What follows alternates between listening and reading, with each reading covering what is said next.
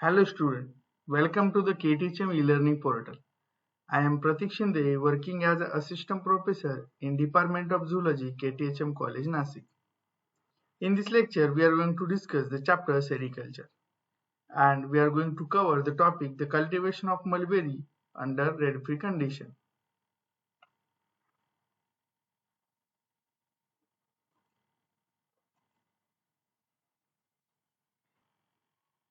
In last lecture, we have studied what is moriculture and studied about an mulberry plant, the different species and variety of mulberries, and which climatic condition suitable for the mulberry cultivation. And we also studied which soil condition is required for the mulberry cultivation. In this lecture, we are going to discuss the mulberry cultivation in South India under the rain-fed condition. Rain-fed condition means the mulberry cultivation is depend upon the rainwater. First, we have to know which suitable mulberry varieties use under the rain-fed condition. First is Kanwa 2, second is S13, third is S34. The Kanwa 2 belong to the Morus indica. This is a widely cultivated species in southern India. This is selected from natural population of Mysore. This is a local variety. The yielding of the Kanwa 2 about 30 to 35 tons per hectare per year under the irrigated condition. The leaf moisture contain 70% and the protein contain 21%. Sugar contain 11.5%. Then the S13. S13 belonging to the Morus indica. Selection from open pollinated hybrid of Kanwa 2. Recommended for rain-fed area of southern India during 1990. Yield about 8 to 12 tons per hectare per year under the rain-fed condition, depending upon the rainfall. The moisture content 70% and the protein content 24% and the sugar content 13.8%. Resistant to the leaf spot and powdery mildew. Moderately resistant to the leaf rust and Turca infections. Then the S34. S34 species belonging to the Morus indica. Selection from progeny of S13 cross of Brick 776. Yield about 15 tons per hectare per year. Moisture content 70%, protein content 23% and the soluble sugar content 13%. Is also resistant to the powdery mildew and moderate resistant to the leaf spot and susceptible to the Turca infection. These varieties are recommended for rain-fed regions. The rainfall ranges 500 to the 800 mm of the South India, include Karnataka, Andhra Pradesh and Tamil Nadu. Then we see establishment of mulberry. First is land preparation. For the mulberry cultivation, soil contains a minimum micronutrient and the water holding capacity, and the clay soil is most suitable soil for the mulberry cultivation. Land for the mulberry cultivation is plugged deep with a heavy mold board plug up to the depth of 13 to 35 cm. Therefore, the land is repeatedly plugged 2 or 3 times with a repeated plug to bring the soil to a fine tilt. The land should be properly leveled.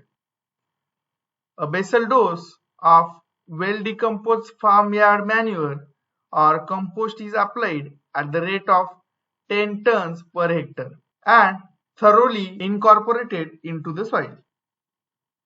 During the mulberry cultivation, the spacing between two plants are also important. The spacing commonly followed for the rainfed garden is 90 by 90 centimeter or 3 feet into 3 feet, and the pits of 35 by 35 centimeter are prepared.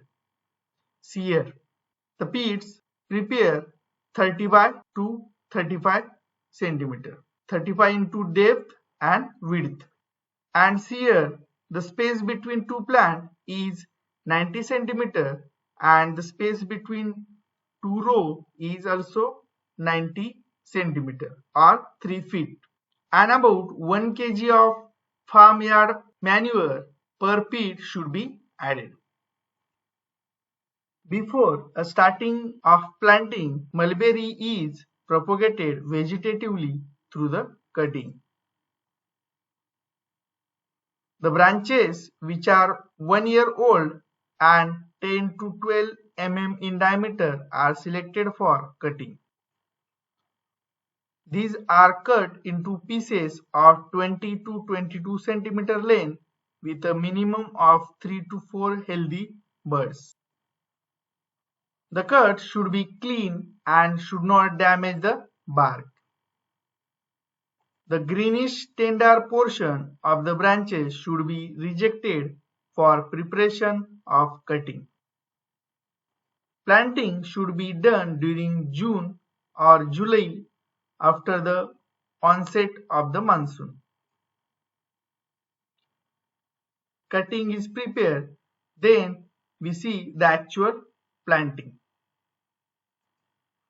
The cutting are planted in a pit, leaving only one bud exposed above the soil, and the soil should be pressed compactly around the cutting. See here, only one bud exposed above the soil and the soil should be pressed completely. See here. 3 cuttings are planted in each pit in a triangular form with a spacing of 15 centimeter. See here, 1, 2, 3, 3 cuttings planted here and the spacing between this cutting is 15 centimeter. The cuttings are planted either straight or at the angle. Sapling rise in a nursery could be also used for the planting, in which the case one sapling will be sufficient for each pit.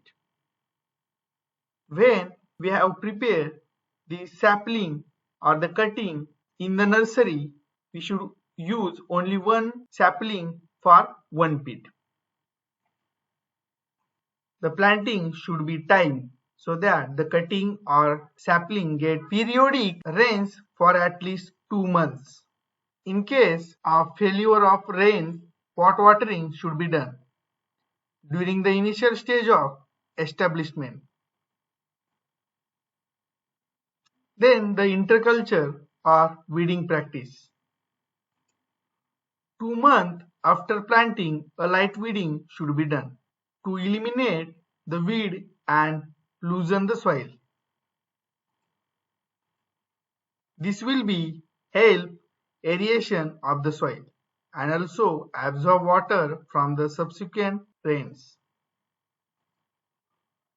After another 2 or 3 months, a second weeding practice is done by plugging. When mulberry has sufficiently grown, its shade will automatically reduce the growth of weed.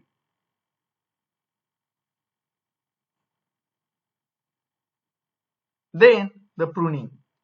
Pruning means the cutting of branches after 6 to 12 months after the mulberry plantation.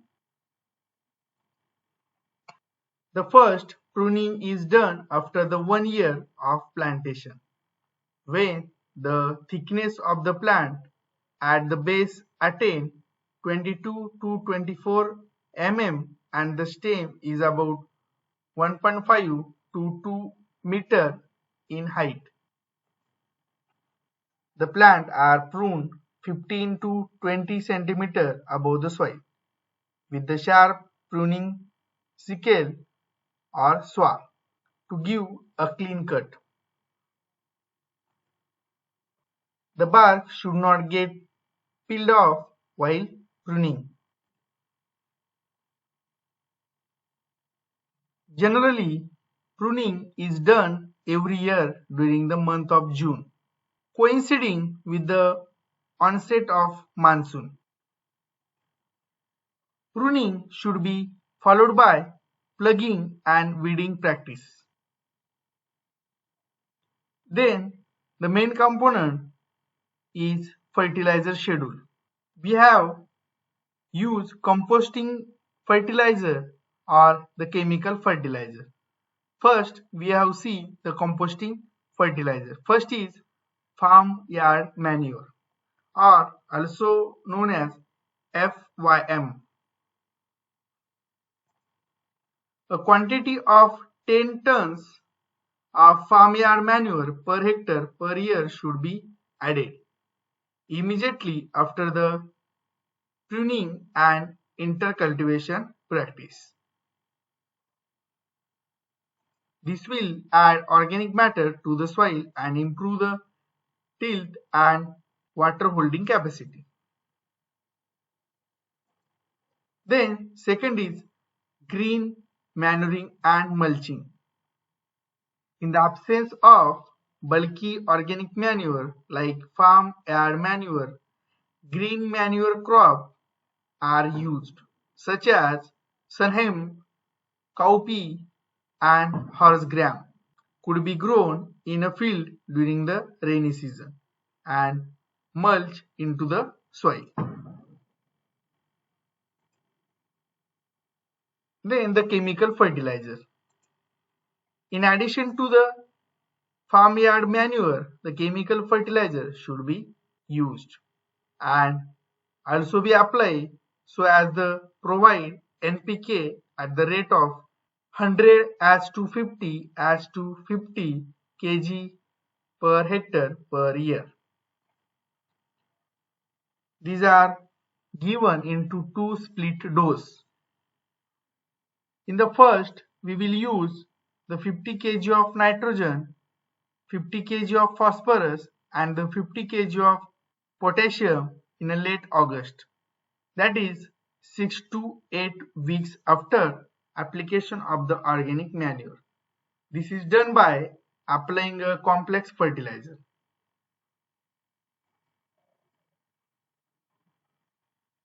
In the second dose, we will use 50 kg of nitrogen is applied in the late November through a straight fertilizer. However, during the first year of plantation, half of the quantity of the fertilizer is sufficient. Fertilizer should be applied when sufficient moisture exists in the soil. Then the leaf field and harvesting. Leaves should not be harvested before the plant attains full growth. The two harvests could be taken in the first year of the establishment. The first harvest after the 6 to 7 months and the second harvest could be taken after the 10 to 11 months of planting. In both harvests, only the mature leaves are plucked, leaving the tender leaves and the terminal buds for the further growth. Second year onward, the leaf can be harvested at an interval of 8 to 9 weeks. Thereby, the yielding of 5 to 6 crops per year. When the mulberry plantation is systematically established on the line indicated above, the plantation will be yield about 12,000 kg of leaf per hectare per year from the third year onward for more than 12 years.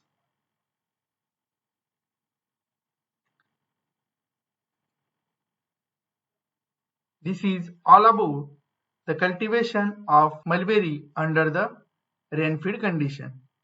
In this lecture, we have studied the land preparation for the mulberry cultivation in rain-fed condition. And then we have studied spacing between two mulberry and between two rows of mulberry. Then we have studied the cutting and the cutting preparation. Then we have studied the planting of cutting. Then we see the intraculture or weeding practice. Then we have studied the fertilizer schedule, and then we have studied pruning practice.